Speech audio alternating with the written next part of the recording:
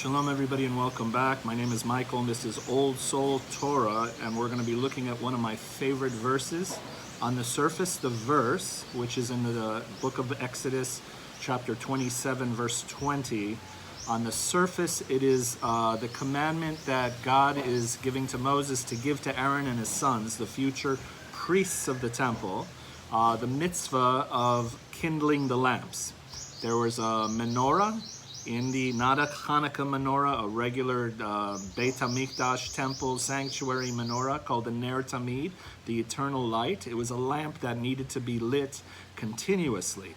After the instructions for building the Mishkan, the tabernacle, in fact, this mitzvah is the very first one given to Israel to do once the Mishkan is established, once the tabernacle is set up.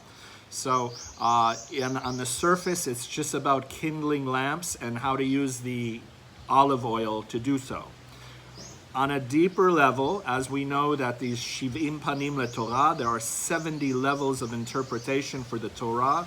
This is an essential principle for Torah learning for those who are unfamiliar, that there are very flexible and very potent, powerful interpretations of every verse, phrase, and word in the Torah. So we're going to look at this verse, and we're going to see that the entire purpose of life, the overview of how life works and the reason we come as souls down to earth, are all revealed and implied in this very verse. In one verse says it all, okay?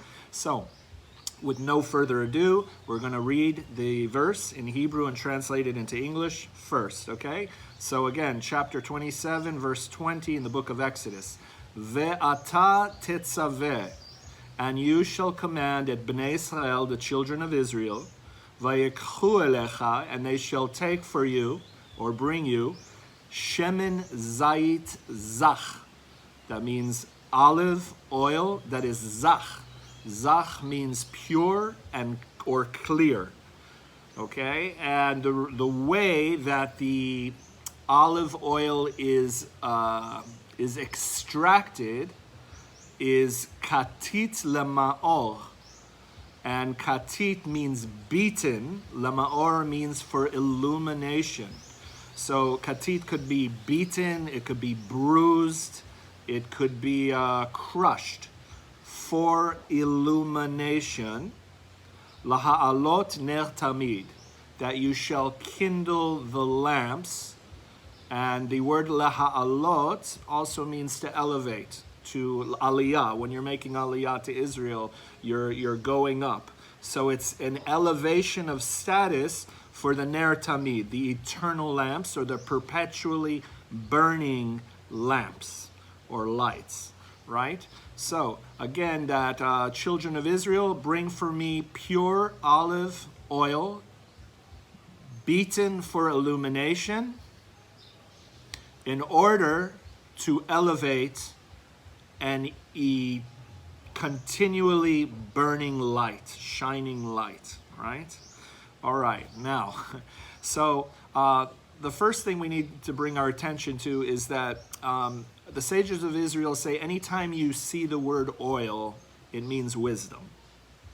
If you go back to the deeper teachings of Hanukkah, for example, there's a lot of teachings that associate oil, specifically olive oil, with higher wisdom.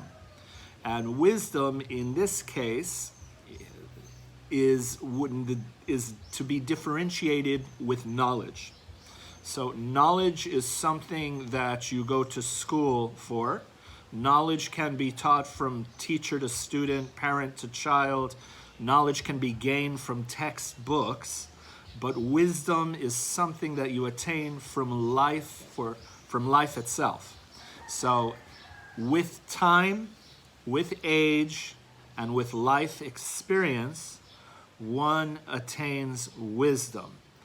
And the way to attain wisdom, this oil, this olive oil, is through an extraction process that requires being pressed, crushed, and beaten, right? So what the verse is telling us is that in life, there's going to be challenges.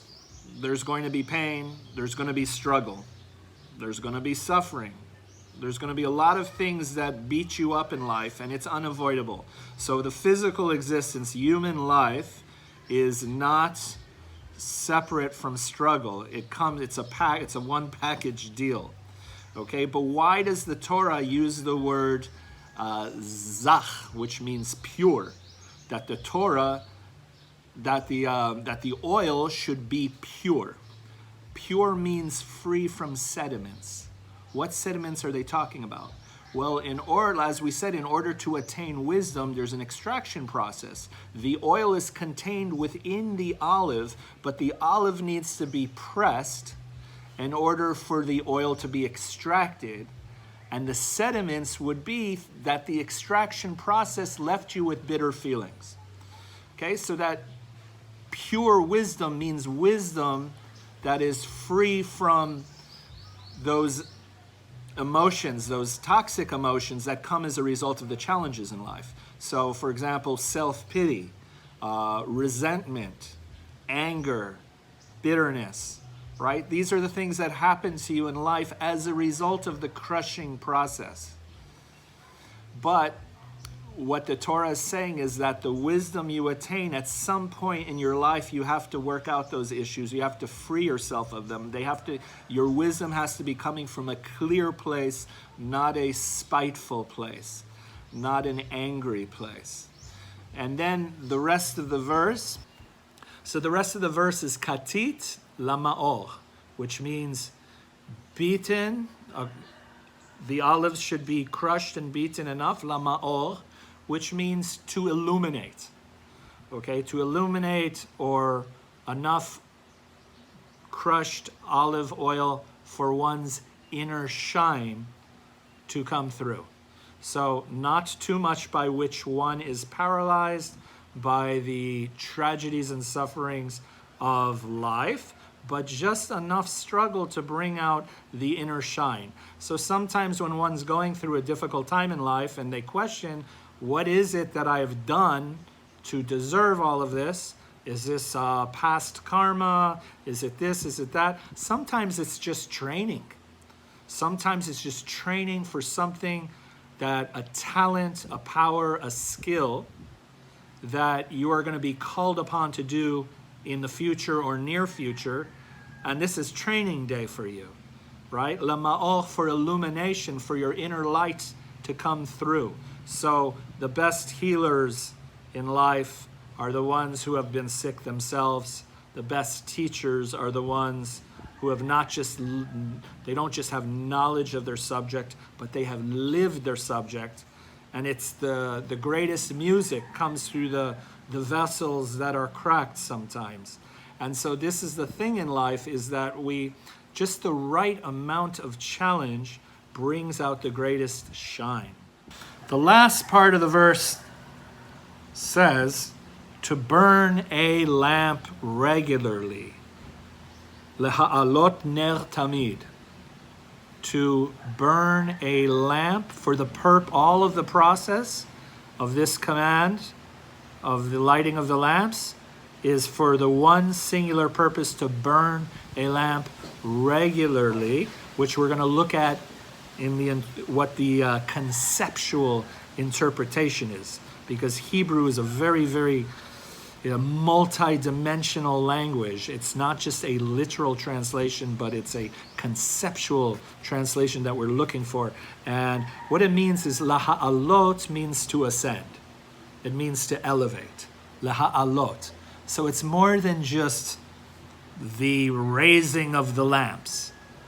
There's actually a very important spiritual concept, a metaphysical principle within Judaism that goes like this. In Hebrew, it's yerida letzorech aliyah, descent for the purpose of ascent, or descending, going down, going through a difficult time for the purpose, for the preparation of ascending. So it's a concept, we see it in Jacob's dream. If you remember, he saw angels that were descending and ascending, descending and ascending. And this is the concept in his vision of Ezekiel. It's the same thing. It's this concept. It's a spiritual dynamic that you don't just keep going higher and higher, but in sometimes right before you make a great leap, like a swimmer in a pool, you pull back first before you leap. So all of this olive oil mitzvah, this whole crushing process and challenges that we have in life, is for the sole purpose of ascending. And what does it mean, ascending? Well, we can look at it as ascending in life. While you're still in the body, you can go through madrega to madrega, level to level. But also the great leap forward is actually when you leave the container of the body and you ascend back to your place in Olam Haba, in the coming world. Let's look at what this means. First, let's take the word ner, lamp. Okay, ner in Hebrew is the Hebrew letters nun, resh, which is nefesh and ruach, which means spirit and soul, or soul and spirit, right? So the whole purpose of this verse is leading up to the ascending and the elevation of the spirit and soul to a place of tamid. Tamid means for eternity, uninterrupted, continually, without interruption.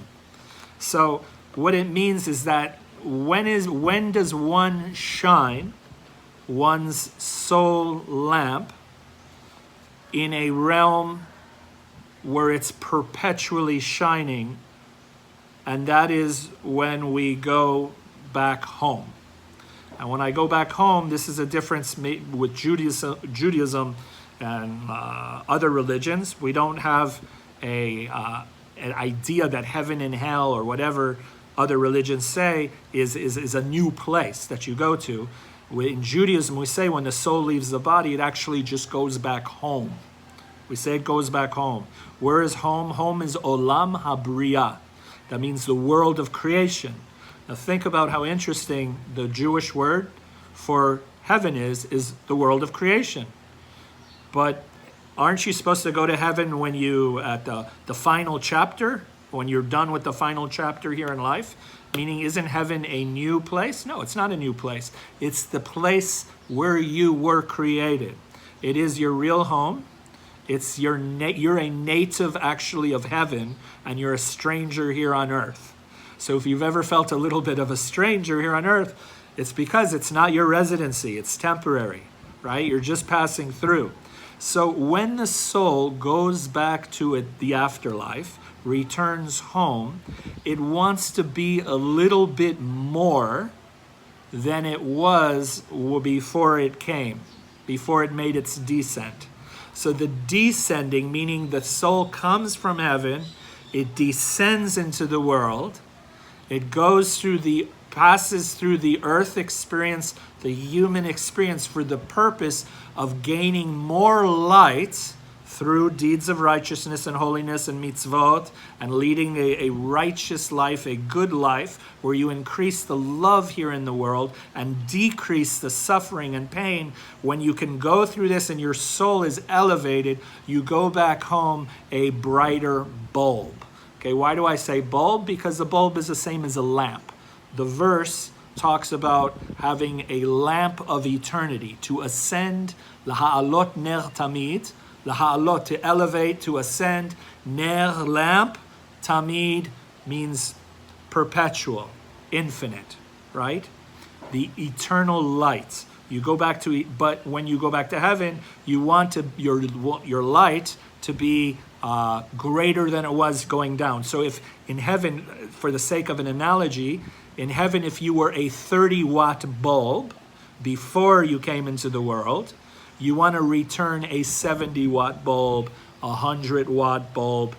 So the sole purpose of coming into the human experience here on earth, into the realm of contrast, is simply to increase your wattage through the life you lead. and the choices you make. And that's the sole purpose, S-O-L-E and S-O-U-L. That is the sole purpose of coming into the world, to increase your spiritual wattage, the watts to your soul. Why is this done on earth? Can't you just do it in heaven? The answer is no. You can't do it in heaven. When you're in the afterlife, you stay as it is. Why? Because there's no contrast or duality in the afterlife. There is no good and evil. There is no light and darkness. There is only God's truth, God's light, God's love. That's why it's heavenly.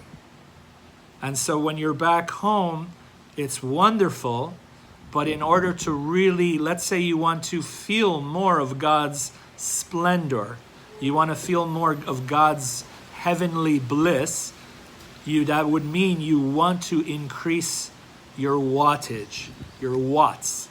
And in order to become a greater light through the lamp of your soul, you have to go down into the world of duality and contrast, a world of good and evil. And so what this verse is telling us is that while you're down here doing your thing, remember what your purpose is. Don't waste your time. We only have a limited number of years in this world to do our thing, and that is to increase our light through mitzvot, through spirituality, through serving God, and through increasing the love and compassion and kindness. So may we go from strength to strength. May we never be defined by our challenges, meaning don't let your enemies, your struggles in life, the crushing process, don't let that define you in an ugly way, but let it only bring out more of your shine, to increase your light by making the right choices and using the higher faculties of your mind, your consciousness, and the way you spend your time here. So from strength to strength, blessing to blessing, hope all is good with you all, and until next week, shalom.